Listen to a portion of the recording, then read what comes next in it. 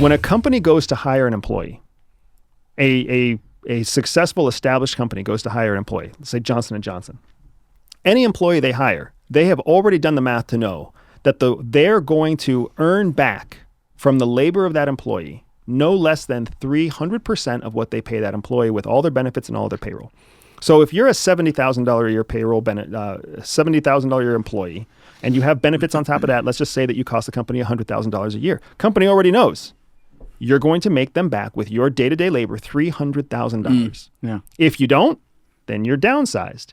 If you create more than that 300% of value, you get uptaked, right? That's kind of how it works, because they know that when they promote you and they pay you $10,000 extra a year, right? Now you're making $110,000 a year, but you're generating $500,000 a year. That's just how it works. So government employees, if you're a military out there, if you're a federal employee out there, if you're a state employee out there, the list goes on. If you work for the U.S. government, whatever salary you take home, in the public sector, you could generate 300% more revenue for the company. And as soon as you do that or exceed that number, they give you a promotion. Which then becomes a talent issue, because you're not, like you said, they're either leaving or they're never coming. Yep. And guess what? And that's the wake up call that happened in 2016. It sure did. That is a great point. And it's turned to they're never coming more than they're leaving, right? Because the losers stick out. The people that don't have confidence in themselves stay back. It's easy. It's very easy. You can do the crossword puzzle for 20 years. Yeah. Nobody's going to bother you, and you're going to get your whatever it is, 168, 74, whatever it is that year. That's what you're going to get. See, I can't speak on this with the FBI, for example, but you've talked about it on a bunch of podcasts before, where with the CIA in over, say, like maybe the last decade or something, they've moved heavily to private contractors doing things, which also creates a whole litany of issues you can talk about. But, like, to me, like, we were talking about the budget we see and the budget we don't see earlier.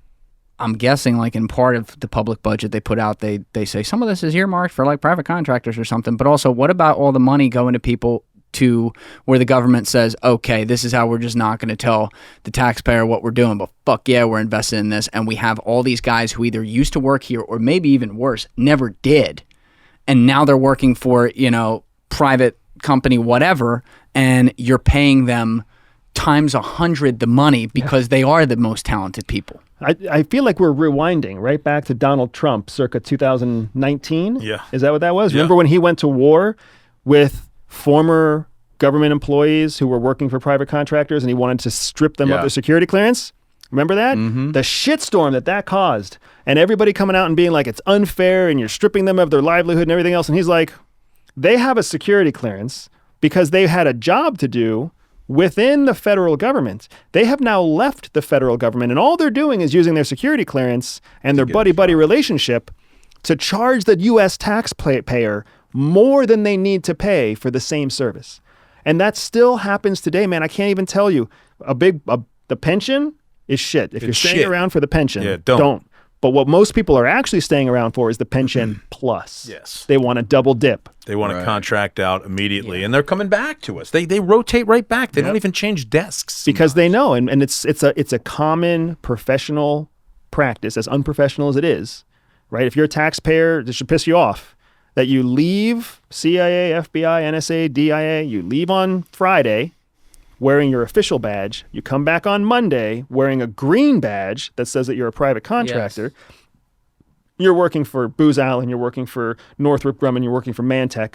Price is up times 10. Your whole job is just to go back to your buddies and sell them on the same thing that they were doing with you through Mantech instead. Yep. And then they swing in some nice 24-year-old recent college graduate who's happy to work their ass off all day long because they get to sit inside CIA. And that's the person who replaces the retired person on the way out, right? And that's a cycle. It's a cycle. It drives up GDP. It drives up the economy. In theory, it looks good on paper because now the CIA can carry the workforce that was defined by the 2003 finding after 9/11, right, which required a massive increase in employees across the IC. So it's impossible to meet all of that employment demand that was set by the Congress without hiring privately. Yeah. So the problem is it looks good on paper because you think that once the op's over, we can cut our size down and save money. Problem is the op's never over. There's Right, always a new never. op, and then it turns into a 5-year contract because you have 5-year money. And then at the 3-year mark, everybody rebids for the next 5-year contract, another 5-year contract to sign in perpetuality. Like in perpetuity, you have overpriced, overpaid personnel who make more money and have more institutional knowledge than your internal cultivated internal hires. So Trump was trying to pull the security clearances in 2019 of a bunch of these private people, but wasn't he also, like his administration, the one, because he like went to war with the CIA with words and stuff, wasn't he also the one like kind of pushing us using private, or did I miss? No, you got it both. You're right on both parts. You're So right on that's both a parts. contradiction, no? Well, he didn't want what he was trying to prevent against was the internal CIA people who were questioning him, then getting out and becoming private contractors for major private, corporations. for major and corporations. So fundraising. I mean, basically, the other thing Andy and I had, you guys probably heard us. We were talking in the car about it. Is those military guys and girls that come out, take a contract job overseas, making money. So they pump them with money. So picture your E7, E8 coming out, probably making $70,000, in a pension of 35. All of a sudden, you're paid $240 to go away for a year. Right, so you're going right back into the combat zone that you were in, but in a different capacity. Well, what's happening with those guys? Yep. Those guys are getting really sick, literally really sick. Mental health issues. Now what happens is they realize, hey, this is great year 1. Might be great year 2. Year 3, they fall apart. Now, they're still at $35,000 a year pension, but they can no longer be a guy who can earn. So now they got to recreate themselves, right? So the whole process kind of lets you down. It's very similar to the contractor. We have FBI people that come back in for, I think it's asset forfeiture jobs is our biggest piece, right? So we'll bring on financial agents that did a great job. We'll bring them back in as, asset forfeiture people, making the same amount of money or more, or even guarding friggin' DSS does it, right? So have FBI Couriers, stand outside a door, Yeah, right? yeah, yeah. But it's for like 170. It's GS-13 pay.